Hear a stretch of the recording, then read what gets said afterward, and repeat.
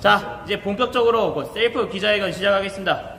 안녕하십니까. 저는 유튜브 채널 리버튜브의 주인 서영기라고 합니다. 저는 오늘 대한민국 경찰의 권한남용과 부패를 고발하기 위해 이 자리에 섰습니다. 저는 2019년 초에 검찰의 권한이 무지막지하여 무조건 견제를 해야 한다는 중립적이지 못하고 편향된 시각을 토대로 작성한 검경수사권 조정 초안을 국회에 제출한 전 국민권익위원회 제도 개선 총괄 과장의 아들로서 수많은 사람들이 우려한 대로 경찰의 권한남용이 현실에서 어떻게 작동하는지를 직접 확실하게 목격했습니다. 오늘 제가 기자회견을 하는 이유는 단순히 개인적인 억울함을 호소하기 위함이 아닙니다. 검경수사권 조정 이후 경찰의 무서부리 권력 행사가 얼마나 심각한 문제를 초래하고 있는지를 국민 여러분들께 알리고, 그리고 당연하겠지만 작게는 한 경찰관의 부도덕성, 크게는 경찰의 조직적인 부패를 고발하고자 그리고 이에 대한 책임을 묻고자 함입니다. 사건은 이러합니다. 지난 3월 20일 오후 3시경 헌법재판소 인근에서 유튜버 만기토TV 본명 박기태 씨가 경찰관에게 정당한 관등 성명 요구를 하였으나 해당 경찰은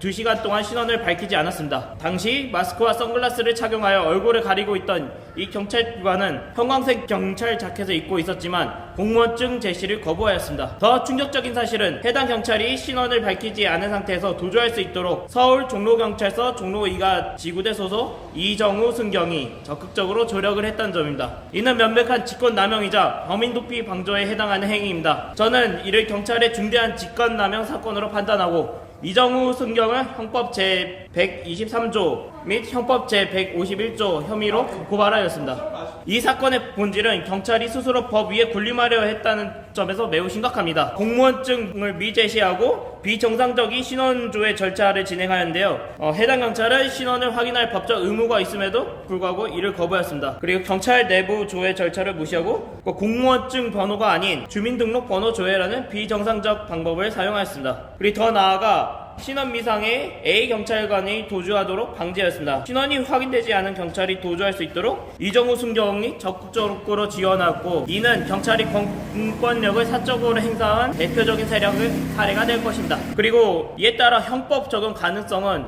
아까 앞에서 말씀드렸다시피 형법 제123조 공무원이 직권을 남용하여 의무 없는 일을 하게 하거나 권리 행사를 방해한 경우입니다. 또 다른 법 151조 범인도피 방조죄 수사 또는 재판을 받지 않게 할 목적으로 범인을 도피하게 한 경우입니다. 제가 해당 영상물을 짧게 편집하여 이 USB에 담아놨거든요. 이것을 오늘 증거물로 제출할 예정입니다. 검찰은 경찰에 견제할 의무가 있습니다. 그러나 검경수사권 조정 이후 경찰의 수사권이 독점되면서 이런 부패와 직권남용이 감시받지 않고 있습니다.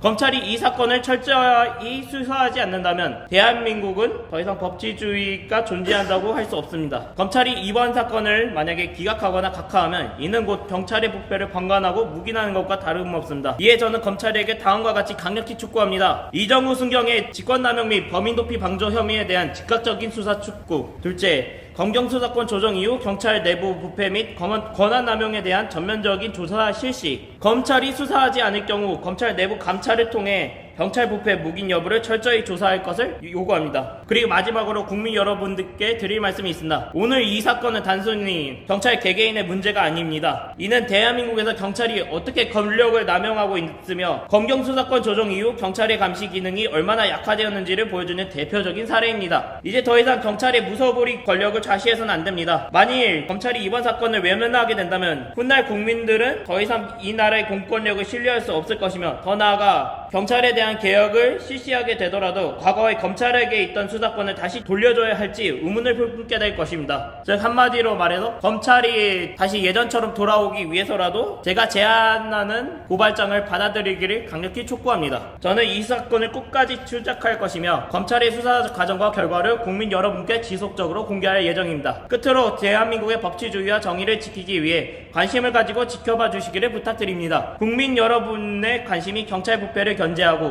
대한민국의 정의를 바로 세울 수 있습니다. 이상 리버튜브였고 함께 해주셔서 감사합니다. 그럼 이만 저는 고발장을 제출하도록 하겠습니다.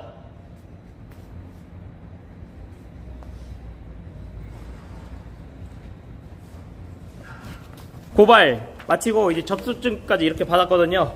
여러분 보이시나요? 네.